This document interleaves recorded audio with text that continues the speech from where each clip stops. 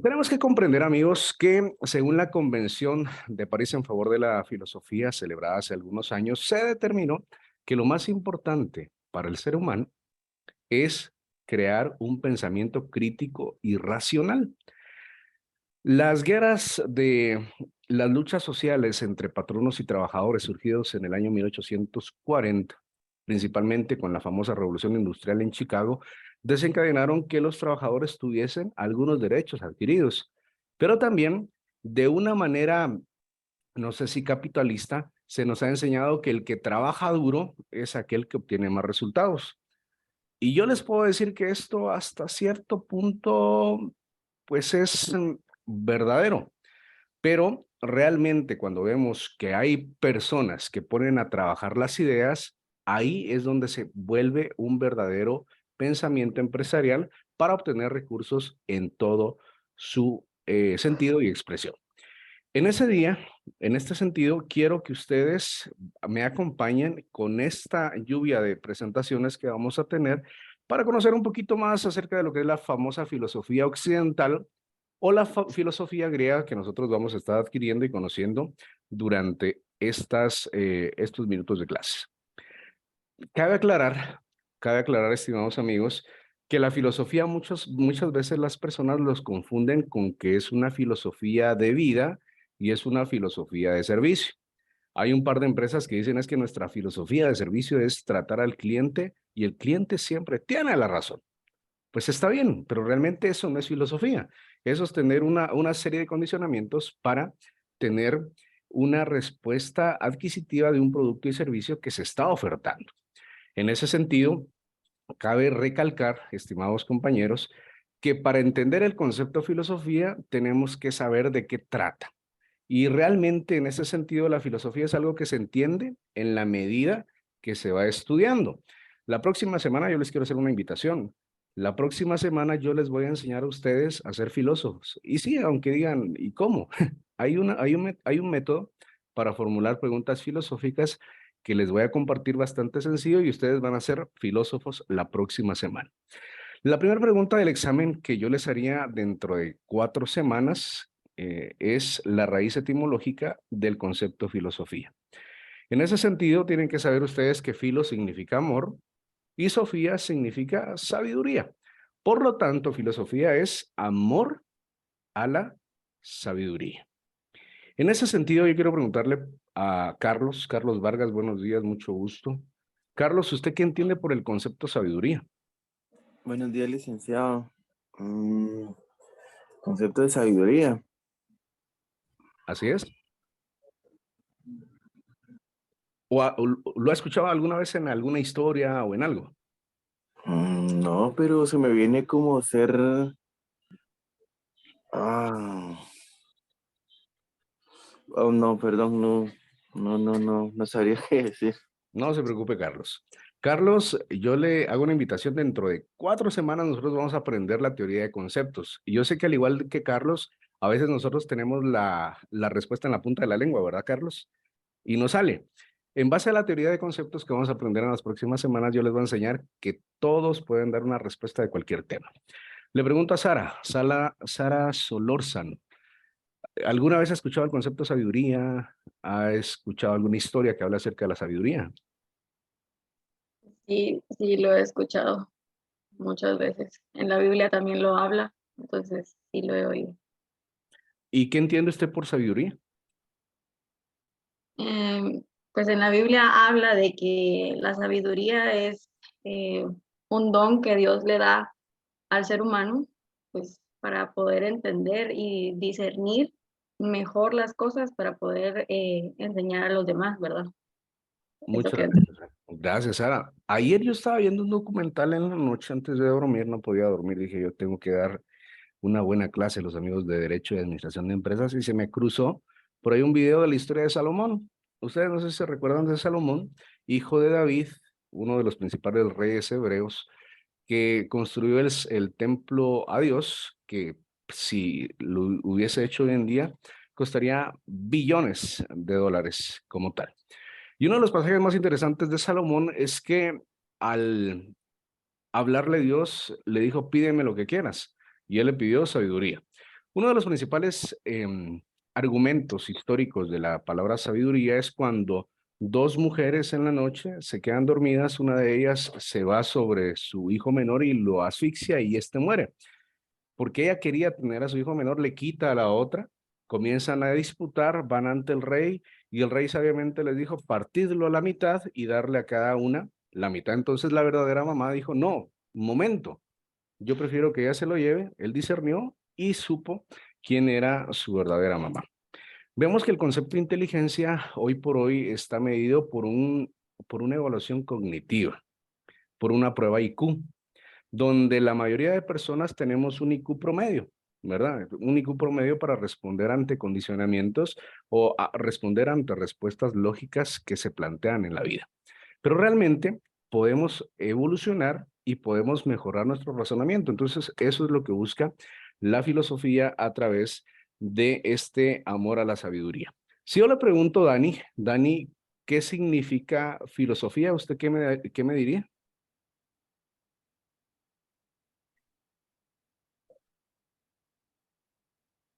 Licenciado, bueno, yo le diría que es amor a la sabiduría. Ok, esa es la respuesta correcta. Vamos bien.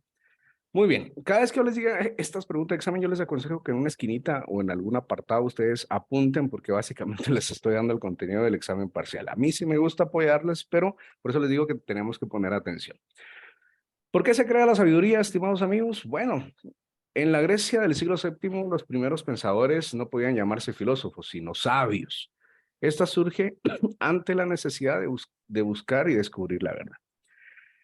Me llama poderosamente la atención que el siglo VII antes de Cristo ya estaba marcado la tendencia de documentar las cosas, pero el pensamiento mágico y filosófico no estaban tan marcados a tal extremo que el ser humano se consideraba el centro del universo. Pregunta elemental de escuela básica, a ver si nos recordamos. El movimiento que realiza la Tierra sobre su propio eje, ¿cómo se llama? Rotación y traslación. Rotación, y esto consiste en que la Tierra gira sobre su propio eje durante 24 horas. En una noche estrellada, yo les invito a que ustedes salgan a contemplar la luna y las estrellas. Se van a dar cuenta que las estrellas, por este movimiento, se crea el efecto visual que giran alrededor de la Tierra y que el Sol también gira alrededor de la Tierra. Entonces, en ese momento antiguo, los pensadores decían, bueno, la Tierra definitivamente es el centro de todo lo que existe. Más adelante nos dimos cuenta que esto no es cierto, porque hablar del universo, quiero contarles un poquito que por ahí por el año 1920, Thomas Hubble, un astrónomo, comenzó a estudiar el universo con los telescopios que estaban en ese tiempo. Entonces veían el universo que está en la noche estrellada y ellos decían, este es el universo que nosotros conocemos. Él comenzó a observar unas nebulosas a lo largo que estaban dispersas y comenzó a dudar si realmente no habían otros universos paralelos. En ese momento así lo llamó él. ¿Qué pasó con esto? Se descubrió que sí habían galaxias. Lo que es nuestro universo como tal es la famosa Vía Láctea con una extensión de más o menos de 100 a 200 millones de años luz y en la parte exterior de la Vía Láctea, esto lo vamos a ver más adelante en otra clase, existe un brazo de Orión. Dentro de ese brazo de Orión existe una estrella llamada Sol y dentro de la zona habitable existe un planeta llamado Tierra. Al día de hoy se han descubierto que existen más de 100 millones de galaxias. Esto es inconcebible e impensable para el ser humano. Pero lo que nos decía Fermi en su famosa parábola de Fermi es que existe una probabilidad matemática de 17 millones de posibilidades de que exista vida en otros universos. Y aún así nos creemos la última Coca-Cola del desierto y no le hablamos a una persona y somos orgullosos y digo yo, ¡ah! ¡Qué problema!, ¿verdad? Bien, vamos a continuar. Si alguien me quiere interrumpir en algún momento, ustedes saben, pueden hacerlo, levanten la manita y yo les doy la palabra. Los sabios eran los que ya poseían el conocimiento. A través de este debate existencial de los sabios y del pensamiento crítico surgen las primeras ideas del surgimiento de la filosofía, porque la filosofía como tal es la ciencia que estudia todas las cosas. Hubo un matemático, científico, astrónomo que fue la primera persona en nombrar al filósofo como tal. Y este fue el científico Pitágoras. Si a usted le gustan las matemáticas, si a usted le gustan las matemáticas, puede darse cuenta que Pitágoras inclusive hasta tiene su propio teorema de Pitágoras. Ahora bien, en este orden de ideas hay una tarea que yo ya se las publiqué en Classroom, si ustedes quieren observar. Para la próxima semana, ustedes me van a entregar una tarea a mano donde van a anotar en su cuaderno en no más de 10 a 20 líneas por autor, es decir, 10 líneas de Tales de Mileto a 20, el aporte que éste hizo hacia la filosofía, al igual que Anaximandro y Anaxímenes. Quiero por favor que se enfoquen en que son solo los aportes hacia la filosofía. ¿Por qué? Porque si ustedes colocan Tales de Mileto, les va a salir un gran documento y pueden ser hasta 5 o 10 páginas. Y yo lo que no quiero es que trabajen de más. Así sencillo el trabajo para que vayamos en una vez. ¿Estamos claros hasta el momento? Ok, solo doy un minuto para que copien la tarea y vamos a continuar.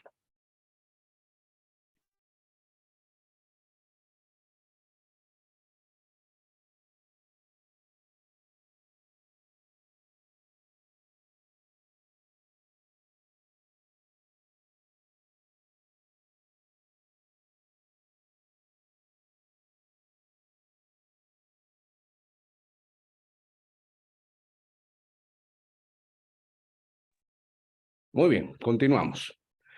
En lo que están ahí, como al final la filosofía se trata de pensar, quiero hacerles una pregunta en base a conocimiento general. Aquí no es necesario que ustedes conozcan leyes.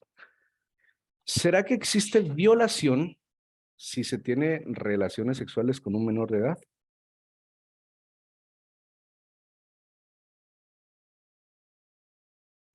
¿Qué dicen por ahí? No, ¿Quiénes dicen no? ¿Quiénes dicen sí? Carlos dijo que no, ¿verdad? así es, Lick. Ok, esa es la postura de Carlos. ¿Qué piensa Zuleima? Licenciado, disculpe, ¿puede repetir? Es que se entrecortó. No tenga pena. ¿Existe violación si hay relaciones sexuales con un menor de edad?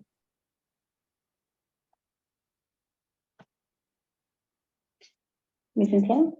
¿Sí, Creo Zuleima? que sí, licenciado. Ok.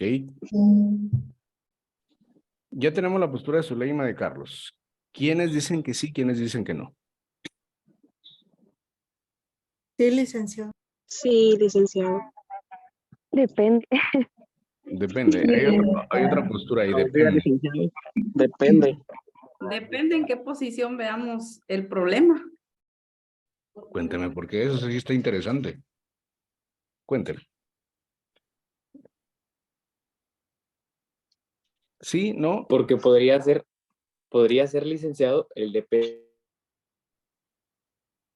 porque es cierto que ante la ley con un menor de edad sería una violación, pero si el menor de edad está de acuerdo en tener relaciones con una persona mayor de edad, pienso que no es una violación. ujú. Muchas gracias. Vamos a irnos al artículo 173. Aquí se los compartí. No sé si me puede ayudar con la lectura, Catherine, por favor. Sí, ahorita. Solo me hace favor de quitar ahí donde dice buscar, porque me tapa ahí el artículo. Ahí está. Ahí está, ¿verdad? Empezamos desde acá y terminamos aquí abajo. Bueno, dice artículo 173, reformado por artículo 28 del decreto 9-2009 del Congreso de la República.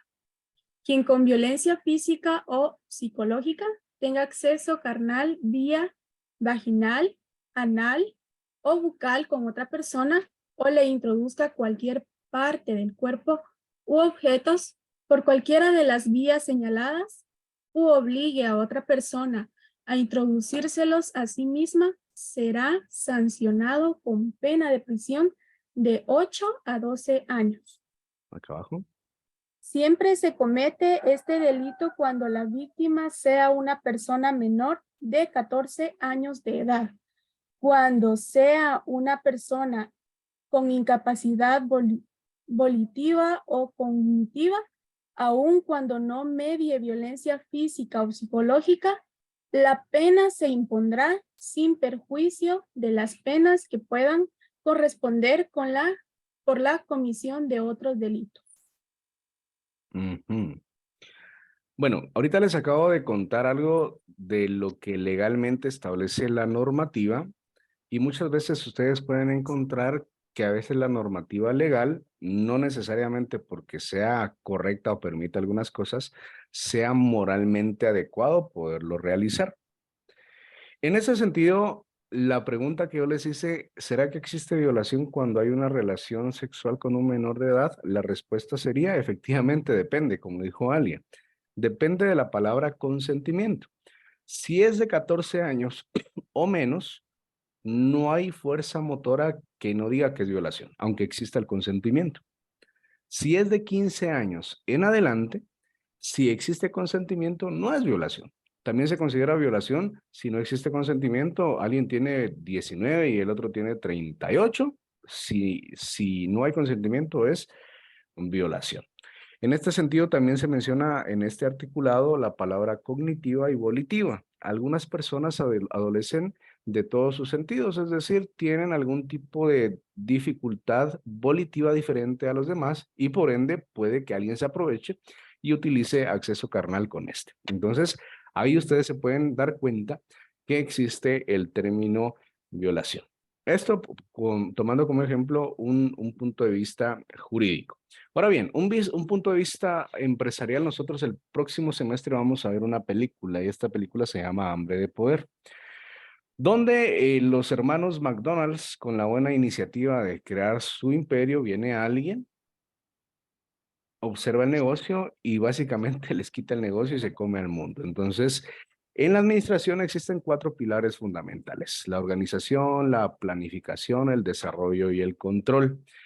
Y aquí es donde yo les decía que a veces trabajar demasiado no es sinónimo de trabajar efectivamente. Ustedes tienen que comenzar a planificar cuál va a ser su plan de vida. A mí me encanta ver personas acá que ya tienen negocio, porque están diciendo, yo a pesar de que estoy en la universidad, estoy comenzando ya con mi negocio. Esto les va a dar una señal respectiva de cosas grandes que van a poder realizar. Eso sí, otro consejo, por favor, entre administradores existe el secreto.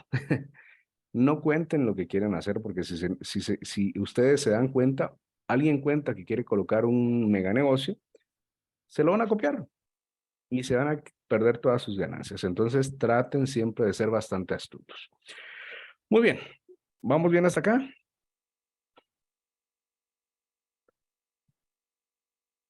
Sí, Vamos a continuar. Muchas gracias. ¿Me puede ayudar con la lectura de esta diapositiva, por favor, Gema Martínez?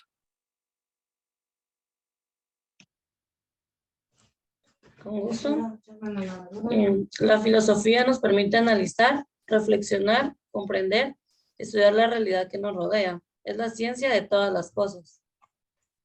Y qué bueno que así sea la filosofía como tal. Hay una característica de la filosofía. Cuando ya empieza una ciencia a darle respuesta a las cosas, deja de ser filosofía.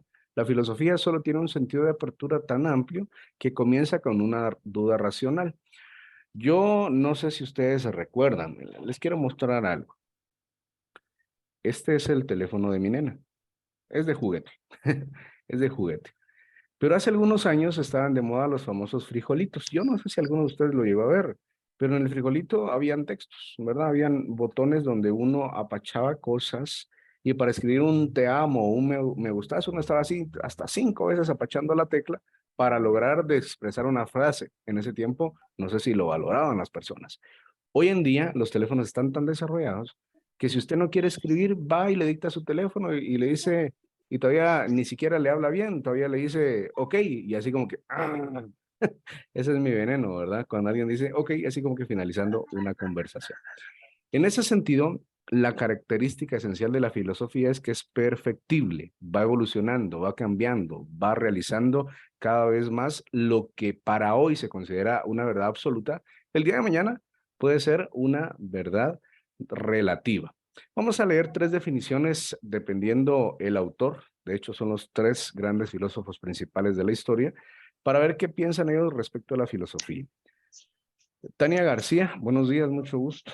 ¿Usted me puede apoyar con la primera columna, por favor? Buenos días, licenciado. Claro, está bien. Definiciones. Para Sócrates, la filosofía era la ciencia que tiene por objeto alcanzar o encontrar el elemento fijo y particular que hay entre las cosas particulares. Para él, filósofo era sinónimo de sabio. Muchas gracias, Lucy. Si ustedes se dan cuenta, Sócrates es considerado, y esto si quieren lo pueden anotar, como el padre fundador de la filosofía. Sócrates llegó a ser tan conocido que en su lecho de muerte, antes de defender todo lo que él creía correcto, antes de que le dieran el veneno y falleciese, él expresó una de las frases más icónicas históricas respecto al pensamiento. Y él dijo, yo solo sé que no sé nada. ¿Pero por qué lo expresó? Porque él se había dado cuenta que existía tanto conocimiento por adquirir y era tan poco lo que él había aprendido, que realmente el mundo del conocimiento y del saber es demasiado extenso. Vamos a continuar. Dulce, si me puede apoyar con la siguiente columna, por favor, lo que dice Platón. Licenciado, claro, con gusto.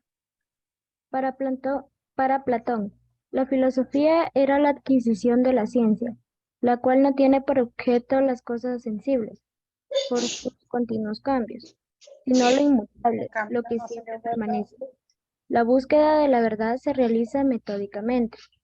Con Platón, la palabra filosofía adquiere el significado de saber racional, conocimiento adquirido por medio de la razón. Creo que en la cama Elisa lo dejé. Ok, muchas gracias. En ese sentido, a mí me gusta mucho el pensamiento de Platón, porque realmente dentro de las dos grandes corrientes de la filosofía como tal existe lo que es el idealismo y lo que es el materialismo. En las siguientes clases yo les voy a explicar un poco acerca de lo que es el idealismo platónico, pero les voy a poner un ejemplo para que ustedes lo puedan entender.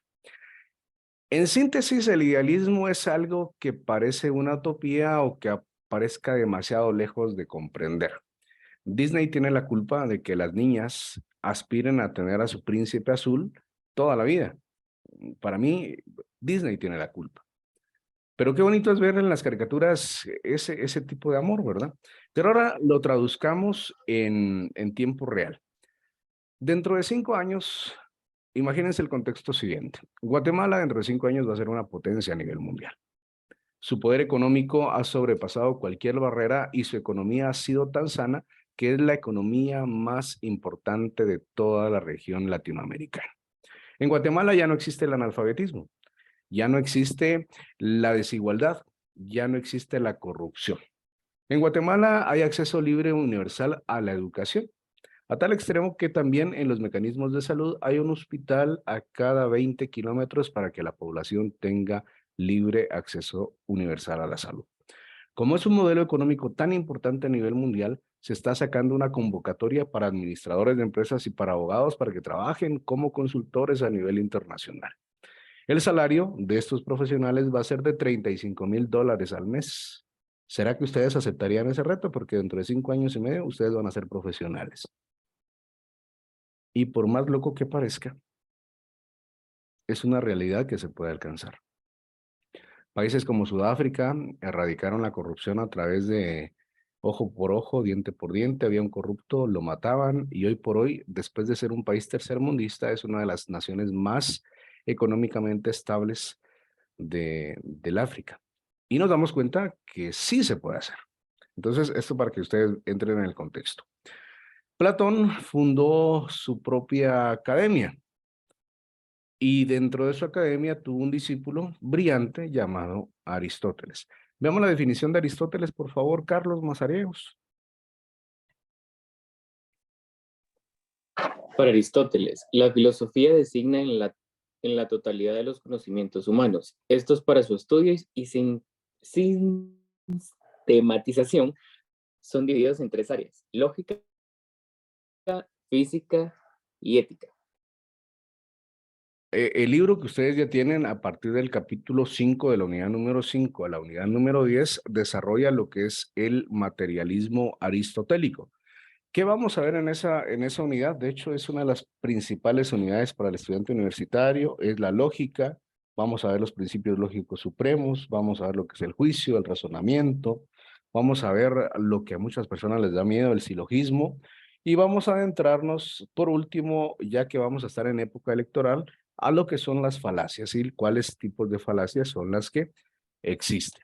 En este sentido, vamos a cerrar el bloque de lo que es históricamente para los griegos la filosofía, pero vamos a ver que aparte de este contexto histórico que yo les acabo de compartir, hubo otros momentos importantes en la historia que nos marcaron el desarrollo de esta ciencia.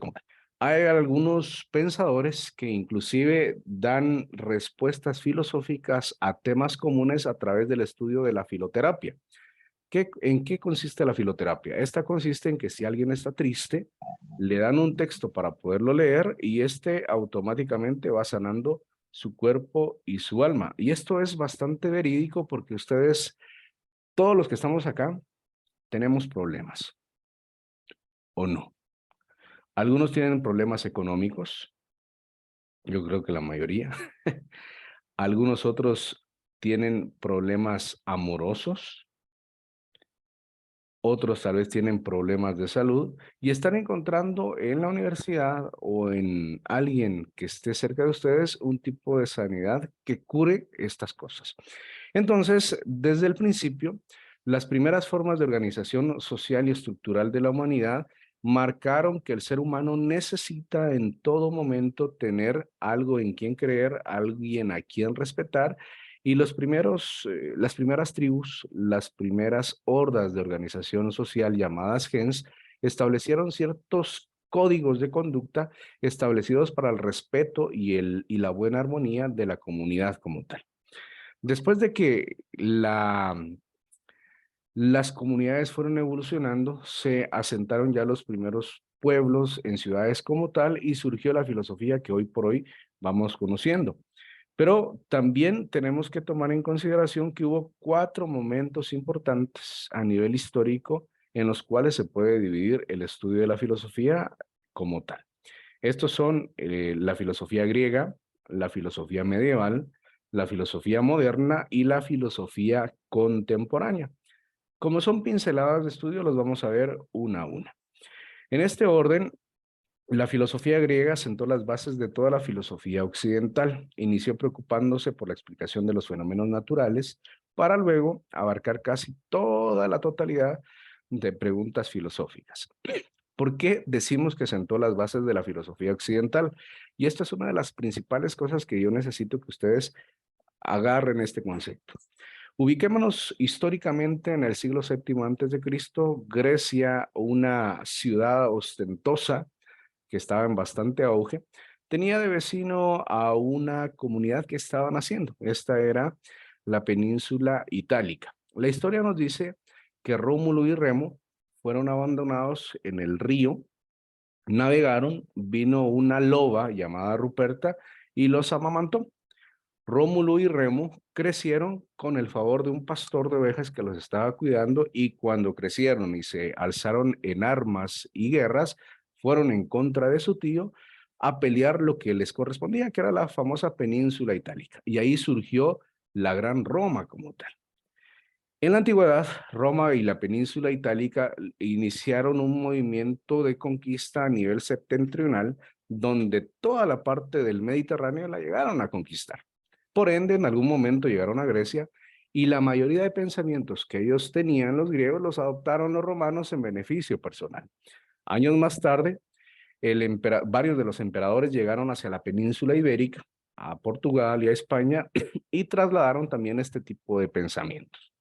En el año 1512, Cristóbal Colón va con la reina Isabel, le dice que quiere iniciar una cruzada para buscar las Indias orientales, porque en ese momento había demasiada guerra, para encontrar una ruta de comercio hacia las Indias, pero Cristóbal Colón en su viaje, utilizando la Niña, la Pinta y la Santa María, se desviaron un poquito, ¿verdad? Se desviaron un poquito y llegaron a la isla Margaritas y conocieron lo que en ese momento ellos desconocían, que era un nuevo continente. Ese continente es la famosa América.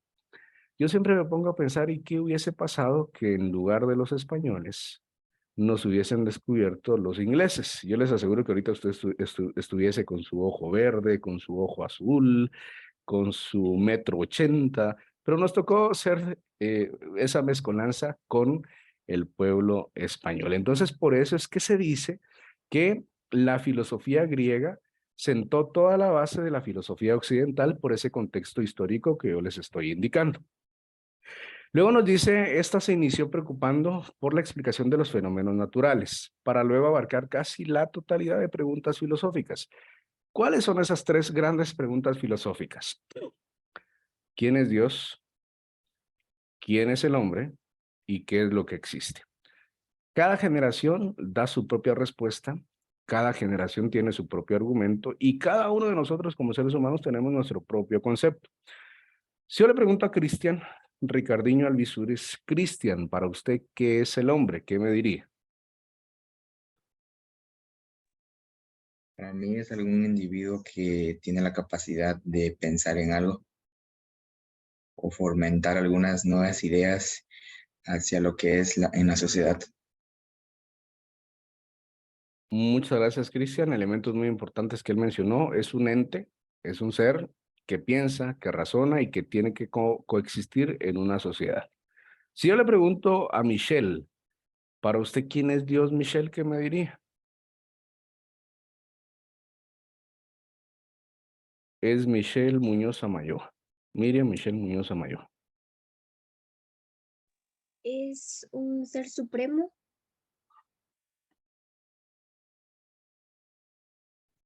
¿Alguien tiene otra definición? Gracias, Michelle. ¿De Dios que me quiera compartir?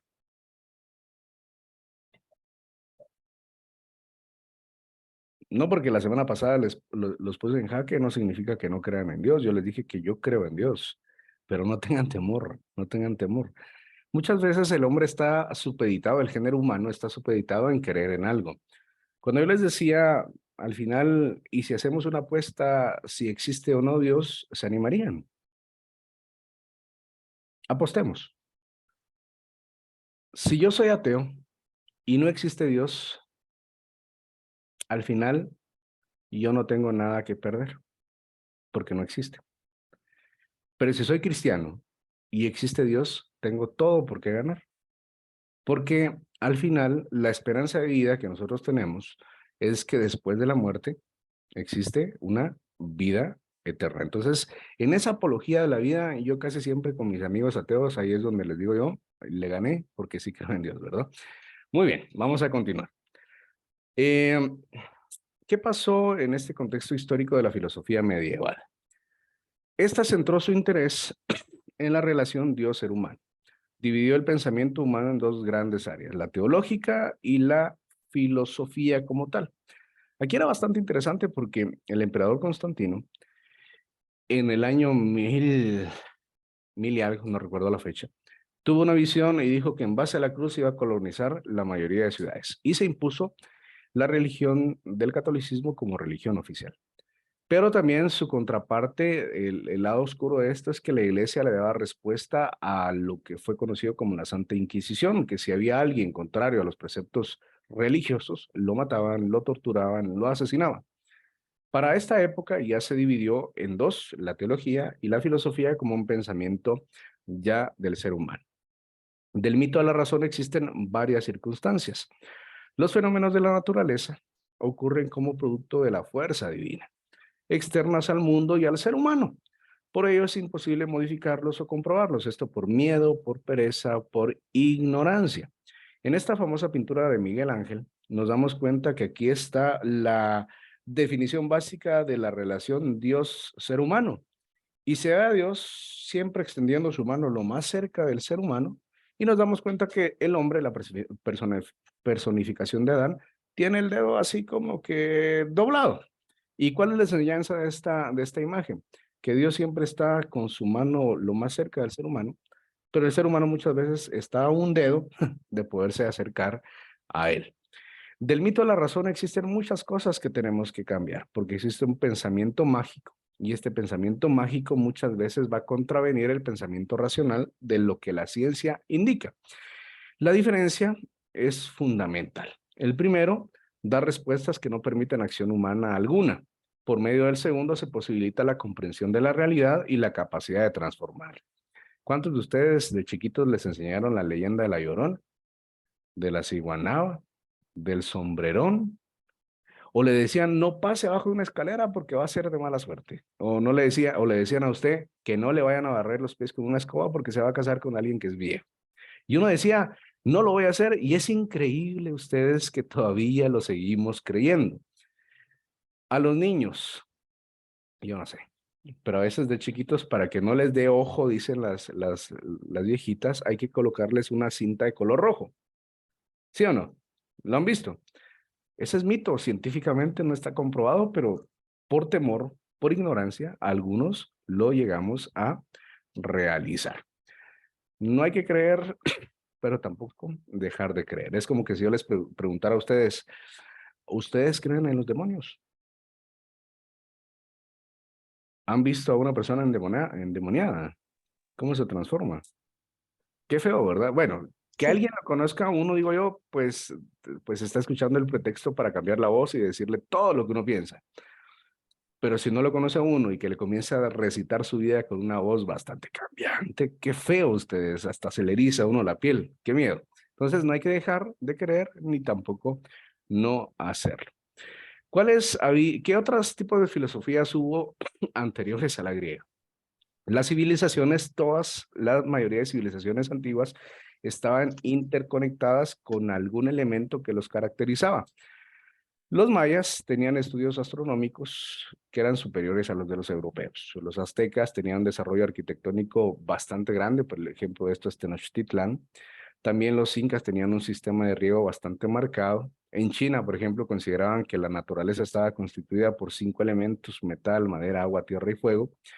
En India, a través del desarrollo histórico de su religión hindú, creían en la reencarnación y en la proliferación de sus dioses a tal extremo que era una de las religiones más antiguas que existía. Y no podemos dejar, por un lado, a los egipcios. Y cada una de estas grandes civilizaciones, mayas, aztecas, incas, egipcios, sus pirámides, por ejemplo, eran bastante similares. No sé si alguna vez ustedes han tenido la oportunidad de ver en documentales o han viajado, pero la mayoría era de tipo piramidal, es decir, tenía forma de triángulo. Y lo interesante y lo que a mí me llama la atención de esto es que muchas de estas pirámides compartían jeroglíficos que en la época era imposible determinar que del otro lado del mundo hubiese un mismo lenguaje porque estaba la proliferación de lenguas. Aquí ustedes pueden ver a Tenochtitlán en volumen junto con la pirámide de Giza y recientemente la pirámide que está junto con el Gran Jaguar son las de mayor volumen a nivel mundial. Ustedes pueden ver en este sistema de riego cómo los incas a través de estudios tuvieron un sistema de riego a más de 1000 o 2000 metros sobre el nivel del mar.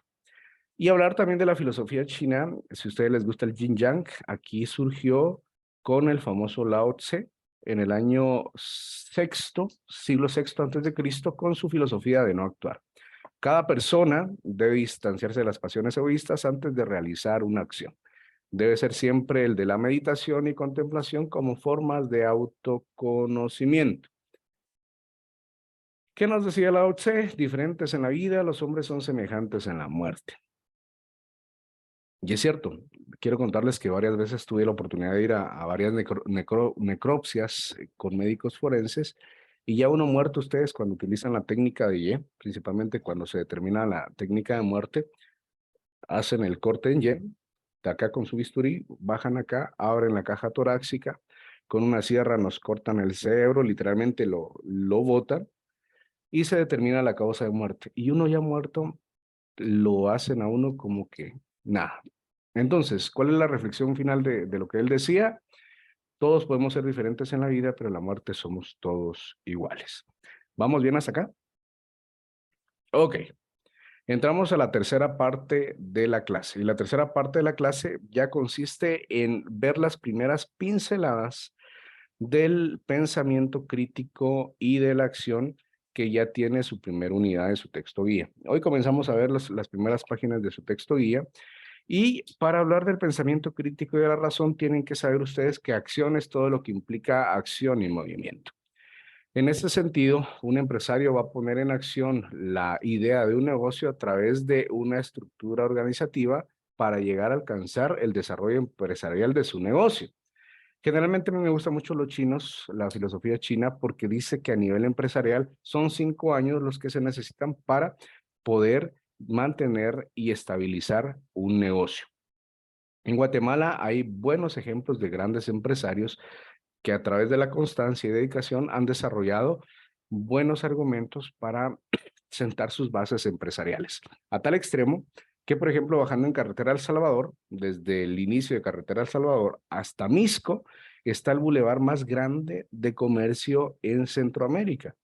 Después de pandemia todos estábamos preocupados porque decíamos la economía se va a desestabilizar, pero no, tuvo un crecimiento del más del 2.5%. Y esto representa que para ustedes, administradores de empresas, hay oportunidad de crecimiento. Señores abogados, cuando nosotros iniciamos una acción procesal, tenemos que entender que el concepto también viene ligado a lo que es pretensión. Pretensión es que pretendo yo. ¿Cuántos de ustedes ya están casados acá? Levanten la mano. Les cambio, bueno, ahí está, mucho gusto, un honor. Les cambio la pregunta.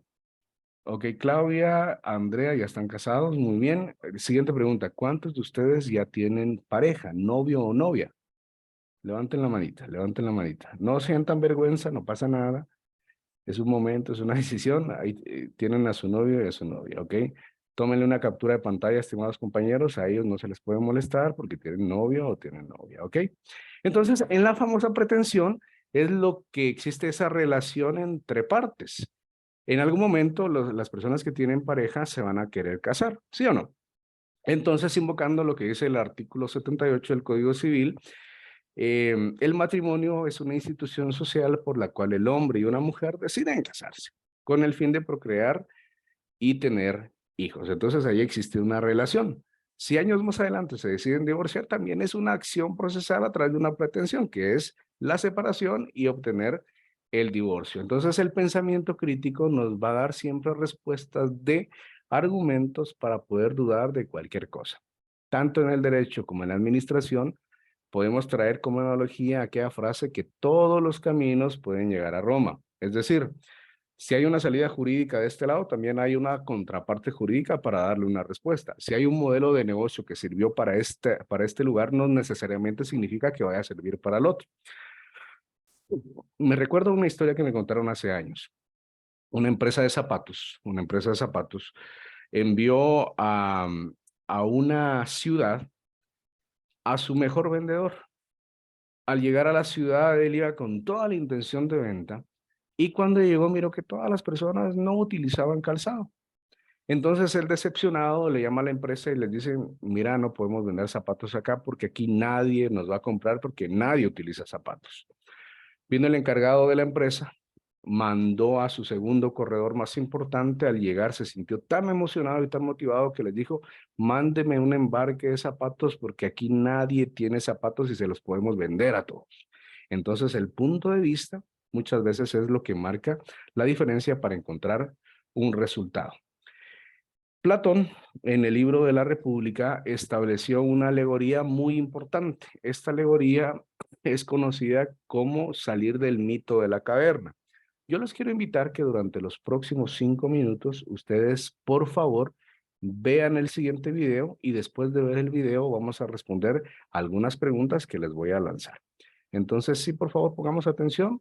Veamos qué nos dice Platón a través de esta alegoría del libro de la República, conocida como el mito de la caverna. Hace ya unos largos 2400 años, Platón, uno de los grandes filósofos de la historia de la humanidad, escribió en su libro La República lo que conocemos como el mito de la caverna. Este mito, que es en realidad una alegoría, es una representación metafórica de la vida humana en un determinado sentido. En la alegoría se describe a varios prisioneros confinados dentro de una cueva desde su nacimiento, sin ningún conocimiento del mundo externo, atados de pies, manos y cabeza, de manera que no pueden moverse ni girar sus cabezas en ninguna dirección. Tan solo pueden mirar hacia la pared que se encuentra enfrente. Detrás se encuentra un pequeño muro y detrás de este una hoguera. Las personas del exterior a veces se pasean por la caverna caminando entre el muro y el fuego, llevando con ellos todo tipo de objetos, de modo que el fuego hace que sus sombras se proyecten sobre la pared a la que miran los prisioneros. Estos, al no conocer otra cosa, creen que dichas sombras son las formas reales del mundo, su mundo. Un día, uno de los prisioneros es liberado y llevado fuera de la cueva. Al principio, el drástico cambio entre oscuridad y luz le produce ceguera temporal, desorientándole por completo e impidiéndole ver con claridad las formas reales del mundo exterior. Tras unos segundos de habituamiento, el exprisionero empieza a recuperar la visión poco a poco, comenzando a vislumbrar las formas reales de las sombras proyectadas que hasta el momento había conocido. Al principio no da crédito de lo que ven sus ojos, pero cuando estos se han terminado de adaptar gradualmente, se da cuenta de que las formas reales son mucho más claras, su profundidad, su contorno, sus colores, los sonidos que producen. Ahora todo es real. El exprisionero regresa a la cueva para compartir este gran descubrimiento con sus compañeros, pero al entrar, sus ojos ya no están acostumbrados a la oscuridad, y de nuevo se queda temporalmente cegado sin poder ver las sombras proyectadas en la pared.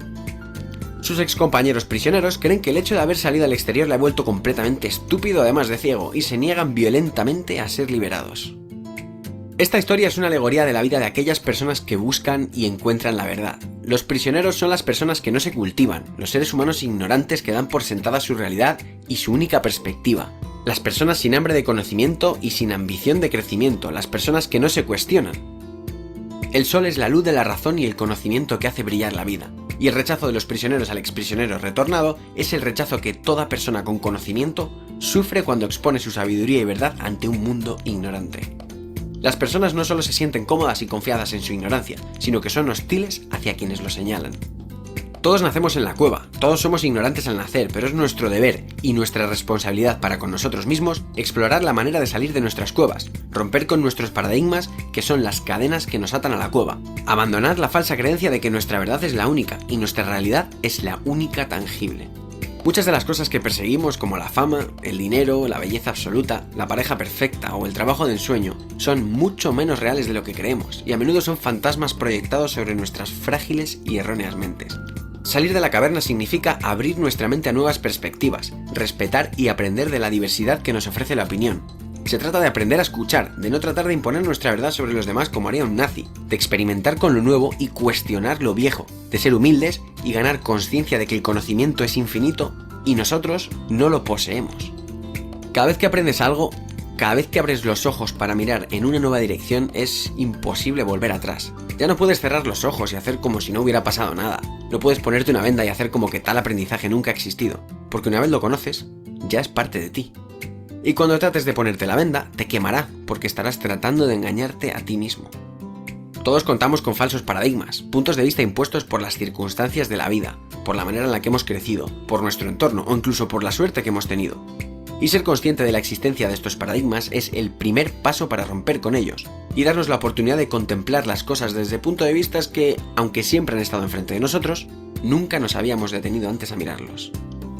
Así que para empezar por algún lado, yo, que en ciertos aspectos ya he salido de la caverna, regreso hoy a ella para decirte que he estado ahí fuera y sé con toda certeza que tú eres capaz de todo. Que tus mayores limitaciones no son económicas, no son sociales y no son físicas, son mentales. Que tu mayor enemigo no está fuera, sino dentro. Que solo tú puedes romper esas limitaciones con la espada de la actitud. Que el trabajo duro es mucho mejor que la virtud. Que la desgracia sí viene por sí sola, pero la suerte no lo hace. Y ahora es tu turno. Puedes creerme y soltar tus cadenas, o rechazarme y quedarte en la cueva. Luego de escuchar esta alegoría y ver este video tan explicativo, quiero que por favor ustedes me apoyen con algo en su cuaderno. Vamos a responder las preguntas siguientes y las vamos a compartir. Yo sé que tal vez no todos, pero sí voy a preguntarle principalmente a los compañeros que todavía no les he preguntado, ¿verdad? Entonces, 4 preguntas. ¿Qué sentido tiene su existencia? ¿En qué radica su felicidad? ¿De dónde provienen sus ideas más arraigadas? ¿Y por qué está estudiando esta carrera?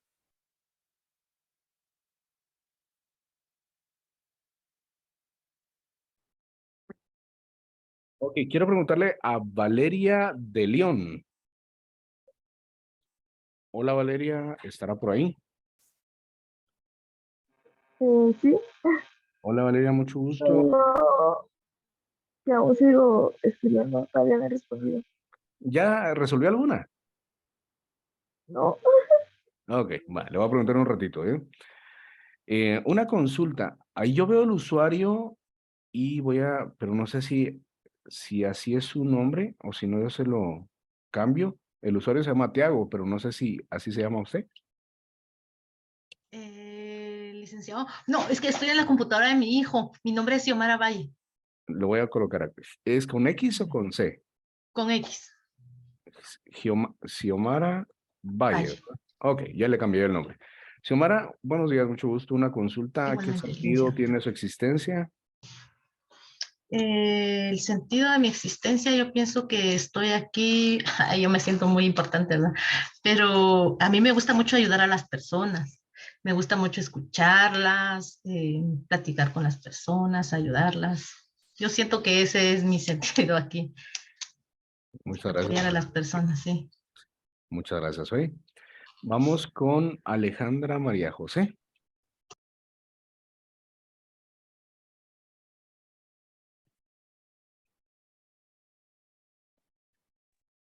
Buenos días, licenciado. Hola María José, mucho gusto. ¿Qué carrera está Bueno, estudiando? administración. ¿Por qué administración?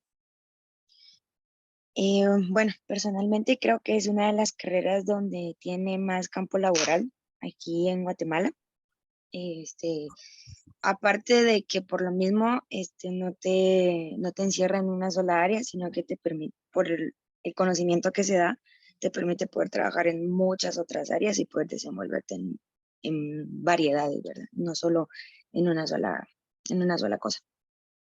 Perfecto, muchas gracias, Majo. Muy amable. Vamos con Imanol Sik.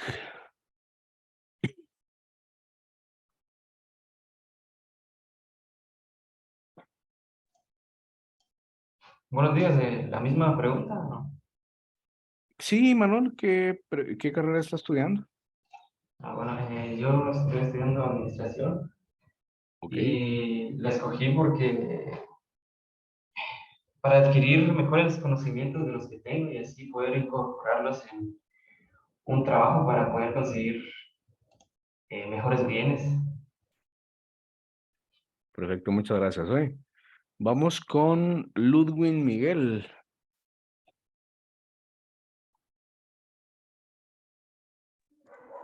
Buenos días, Lic. Hola Ludwig, una consulta, ¿qué lo hace usted feliz? Pues, le soy sincero, el apoyar a mis padres, a mis seres queridos más que todo, el estar para ellos, eso me ha generado bastante felicidad, el poder compartir con ellos. Ok, perfecto, muchas gracias Ludwig. Vamos con Daniela Díaz. Buen día a todos, buen día, licenciado. Daniela, ¿qué carrera está estudiando? Administración, ¿Cómo se mira usted dentro de 5 años? dentro de 5 años, tal vez desempeñándome en un puesto más alto y dentro de 10 ya teniendo tal vez un negocio propio. Muy bien, Daniela, excelente. ¿Usted ahorita trabaja para alguien Sí, para una corporación. y le dan aguinaldo y bono 14? Sí, Vamos a hacer un reto, todos los que tienen aguinaldo y bono 14. El aguinaldo y el bono 14 no es para pagar deudas ni para salir a pasear, ¿ok? Entonces el reto acá es, comienzan a invertir ese aguinaldo, por lo menos no todo, destinen por ejemplo la mitad en un negocio, aunque sea un negocio de una semana, y platicamos el otro semestre, ¿les parece? Mire que aquí apunté su nombre, Daniela. Le voy a preguntar el otro semestre si lo hicimos, ¿no? Muy bien, vamos con Merardo.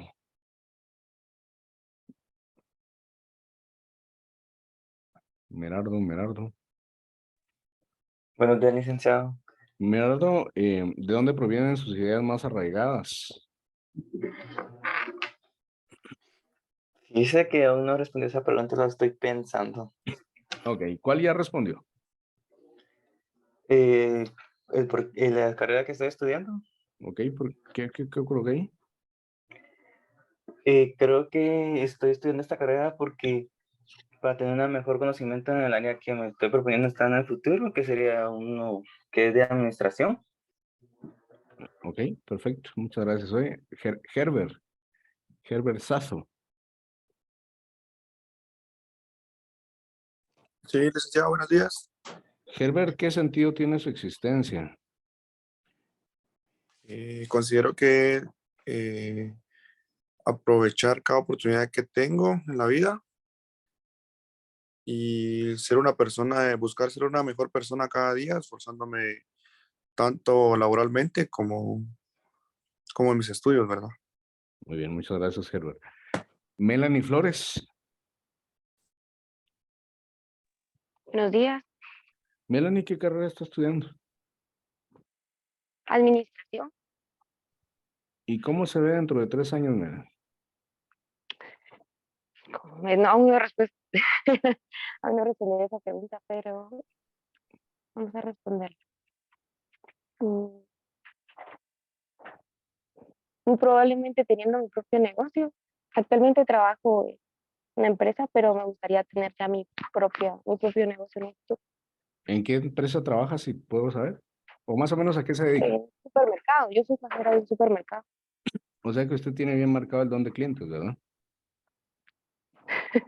Pero hay ocasiones que el cliente la enoja. Sí. ¿Y cómo lidia Pero con es eso? importante es importante que una persona sea como más madura en ese sentido y pueda saber qué responderle sin enojar o enfadar al cliente, diré yo. Excelente. Buena forma de ver la vida. Gracias, Melanie. ¿Alguien de derecho quiere escuchar a un hombre y a una mujer que está estudiando derecho? Que me levante la mano.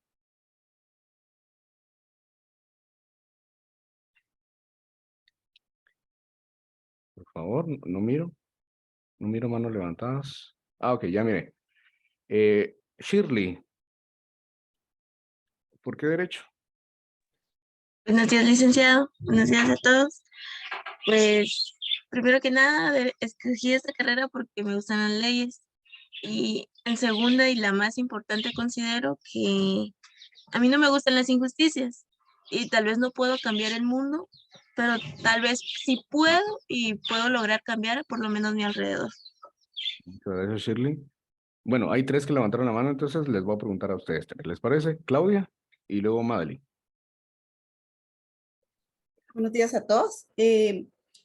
Yo tomé esta carrera porque a mí me gustan las leyes y pienso que el ser humano no puede vivir sin normas, porque si no viviríamos en un mundo de desorden.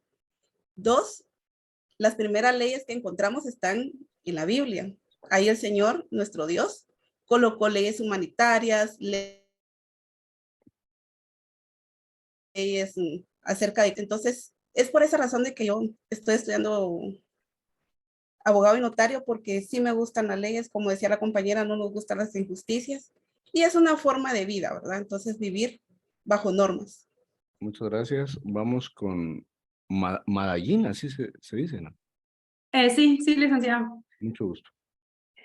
Bueno, yo decidí estudiar Derecho, una pues porque me gusta mucho defender los derechos de las personas y propios también.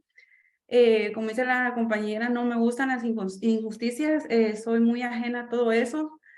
Y también para apoyar a las personas que por alguna otra razón no tienen conocimiento de sus derechos y hacerles saber cuáles son los derechos de cada persona y que los exijan, ¿verdad? Estaba entre la duda de que estudiar Derecho o otra carrera en una situación personal que viví. Entonces, tomé la decisión, dije, no, esta es mi vocación, y entonces ahí fue donde yo decidí estudiar Derecho porque me enfrenté a un grupo yo solita, entonces yo defendí, o sea, me sentí tan satisfecha, ¿cómo le podría decir una palabra así como que orgullosa de mí misma? Porque era defender una comunidad. En esa comunidad estaban restringiendo el paso de una carretera, entonces el comité estaba en contra de dar el paso, entonces llegué yo así como me sentí King Kong, ¿verdad? Entonces dije yo, bueno, ¿y por qué razón no acceden el paso a los de la aldea, ¿verdad? Entonces empecé yo ahí y dije yo, no. Y entonces eso es lo que yo le pido a Dios que me ayuden en lo largo de mi estudio, ¿verdad? Y ser una persona humilde, aunque llegue a ser una licenciada profesional, ser humilde y seguir apoyando a la gente que realmente lo necesita. La felicito. Y solo tomando a colación lo que decía ella, yo les quiero pedir un favor. Yo quiero que cuando ustedes se gradúen sean buenos profesionales, pero por favor, no se vayan a cambiar el nombre en su red social. No se vayan a poner ni licenciada, ni licenciado, ni doctor. Por favor. Porque a ustedes se les va a recordar por cómo son. Se les va a recordar por ser Sara Solórzano, por ser Carlos Mazariegos, por ser Tania García. Y esto me lo enseñaba a mí, no lo digo yo. Yo he tenido la bendición de tener buenos jefes y gente muy importante como jefe. Que en paz descanse el doctor Bonerge Mejía Orellana, presidente de la Corte Constitucional, me decía: Roberto, a mí no me digan doctor, a mí díganme Bonerge, porque a mí me van a recordar por ser amigable, por ser buena persona, y de paso por ser doctor en Derecho. Pero eso me gustó mucho lo que dijo May. Y para finalizar este bloque, miren, yo siempre voy a ir anotando los que van participando, porque al final del semestre, lo voy a hacer en una tabla de Excel para que ustedes la vean en tiempo real. Yo siempre doy puntos extras por participar. Entonces, siempre anoto cuando participan y cuando no participan. Entonces, Valeria, no creo que se me olvidó, Valeria de León, con usted finalizamos. ¿Está por ahí? Hoy sí. ¿Ya respondió alguna, Valeria? Sí. Vale, le voy a preguntar todas, ¿le parece? Bueno, Vale, ¿qué sentido tiene su existencia? cumplir los sueños que tengo por realizar y ser Ok, ¿usted qué edad tiene? 20. 20 años. ¿Y qué está estudiando? Derecho. Derecho. ¿Por qué derecho? Por su conocimiento y para forjar un buen futuro y ayudar a las personas. Ok, ¿y qué la hace a usted feliz?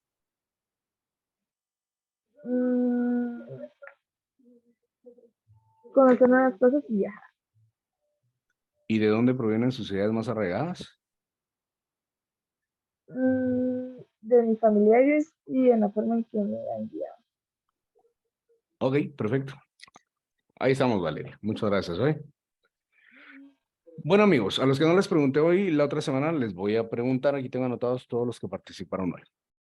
Las ideas, tal cual lo decía Valeria, nuestras ideas más arraigadas vienen enfocadas por lo que dice nuestra familia, lo que aprendimos a través de historias de vida y en sí, tomándolas de padres, maestros, líderes religiosos y de las redes sociales.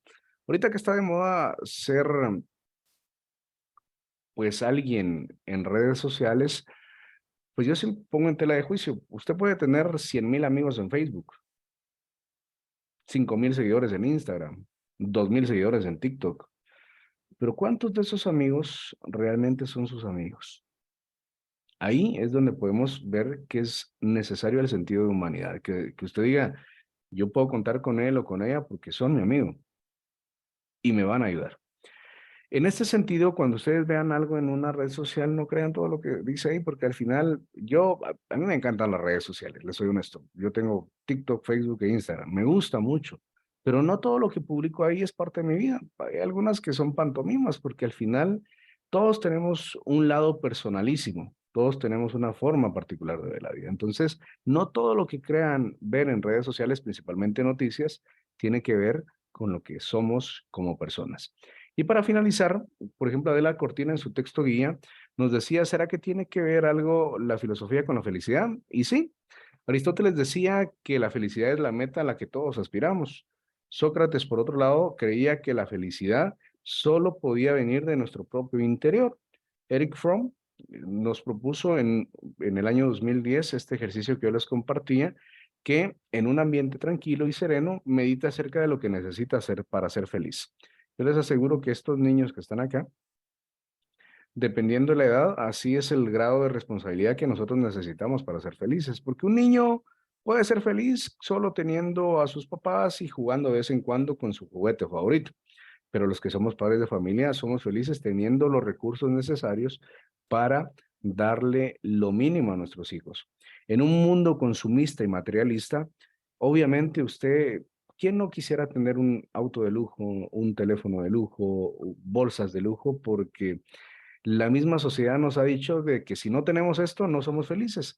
Pero ¿por qué no comprender que realmente la verdadera felicidad radica en lo que somos, en lo que podemos tener y en lo que podemos aprender? Ese es el sentido más aparejado de lo que es felicidad para Adela Cortina. En este sentido, yo finalizo la clase en este momento.